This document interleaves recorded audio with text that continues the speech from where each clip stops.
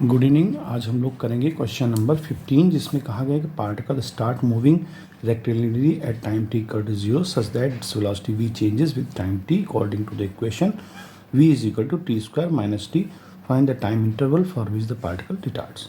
यानी हमें वो टाइम पता करना है जिसमें पार्टिकल रिटार्ड करता है। तो देखिए, सबसे पहले हमें यहाँ पर ये देखना होगा कि देखिए पार्टिकल जब रिटार्ड करता है तो जो वेलोसिटी होती है और एक्सीलरेशन होती है उसकी डायरेक्शन में चेंज होता है। मतलब अगर वेलोसिटी इस डायरेक्शन में है और एक्सीलरेशन इस डायरेक्शन में तभी बॉडी रिटार्ड करेगी, अदरवाइज रिटार्ड नहीं करेगी।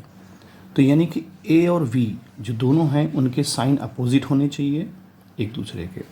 देखिए, अपोजिट होने का मतलब है कि अगर ए और वी एक्सीलरेशन और वेलोसिटी है तो इनका जो प्रोडक्ट है वो लेस देन 0 होना चाहिए, क्योंकि एक प्लस होगा तो एक माइनस में होगा। तो इसका आंसर क्या आएगा? माइनस। ठीक है, प्रोडक्ट करेंगे माइनस आएगा। माइनस का मतलब 0 से कम। तो ए और बी दोनों ही जो है 0 से कम होने चाहिए उनका डॉट प्रोडक्ट। ठीक है, तो अब यहाँ पर हमको एक्सेलरेशन निकालने के लिए वेलोसिटी को देखना पड़ेगा t स्क्वायर माइनस टी। यहाँ पर एक्सेलरेशन निकालने के लिए सबसे पहले हम dv बाई dt करेंगे, यानी कि टाइम के रिस्पेक्ट में डिफ्रेंशिएट करेंगे। तो ये हमारा कितना आ जाएगा? 2t minus 1। ये हमारा आ गया एक्सेलरेशन। वेलोसिटी हमको दे रखा है। अब यहाँ पर हम अप्लाई करते हैं फॉर्मूले में वैल्यू। तो a की वैल्यू हमें 2t माइनस 1 दे रखी है, निकाला है हम लोगों ने, और v की वैल्यू दे रखी है t square minus T less than 0। अब देखिए यहाँ t कॉमन हो जाएगा तो क्या आ जाएगा? t बाहर ले लीजिए कॉमन, तो 2t माइनस 1 और t माइनस 1 लेस देन 0। अब देखिए इसमें केस लगाते हैं। केस में अगर हम पहला तो यही है कि t तो 0 हो नहीं सकता लेस देन 0, क्योंकि समय जो है 0 से कम नहीं हो सकता, समय हमेशा प्लस में होगा। तो ये t less than 0 not possible. तो सबसे पहले तो ये बात हमको मुख्य समझ में आ गई कि t लेस देन 0 संभव नहीं है, क्योंकि t हमेशा क्या होगा? ऑलवेज पॉजिटिव होगा। ठीक है, अब बात करते हैं 2t माइनस 1 और t। देखिए, एक अगर प्लस में हो तो दूसरे को माइनस में होना चाहिए। एक अगर प्लस में होगा तो दूसरा माइनस में होगा। क्यों? क्योंकि तभी ना लेस देन 0 होगा, क्योंकि एक अगर प्लस में है एक माइनस में है तो हम मान लें कि 2t माइनस 1 जो है हमारा लेस देन 0 है और t माइनस 1 हमारा ग्रेटर देन 0 है।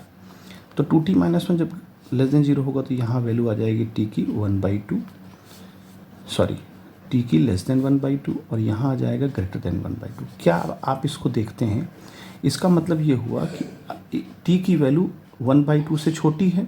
अगर यहाँ 1/2 ले लें, नंबर लाइन सिस्टम में यहाँ 1 ले लें, 1/2 से छोटी है, और t की वैल्यू 1 से बड़ी है, तो ये संभव नहीं है। नंबर लाइन सिस्टम में कहाँ लाई करेगा t की वैल्यू?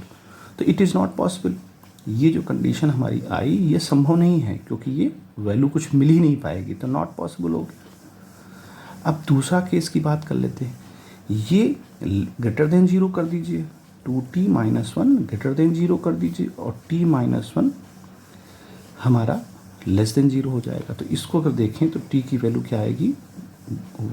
1/2 से ग्रेटर हो जाएगी, और यहाँ t की वैल्यू लेस देन 1। तो अब ध्यान दीजिए, अगर नंबर लाइन सिस्टम में हम देखते हैं तो ये 1/2 लिखें और ये 1 देखें, तो t की वैल्यू 1/2 से बड़ी है और 1 से छोटी, यानी कि कहीं यहाँ बीच में एग्जिस्ट करेगा टाइम। तो ये हमारी जो वैल्यू आई है ये हमारी ऑथेंटिक वैल्यू, और यही आंसर है कि t की वैल्यू ग्रेटर देन 1/2 हो या लेस देन 1 हो। तो ये जो है कंडीशन हमारे लिए सही रहेगी, तभी बॉडी रिटार्ड करेगी और तभी ये जो है आंसर इसका ये इस तरह से आ जाएगा।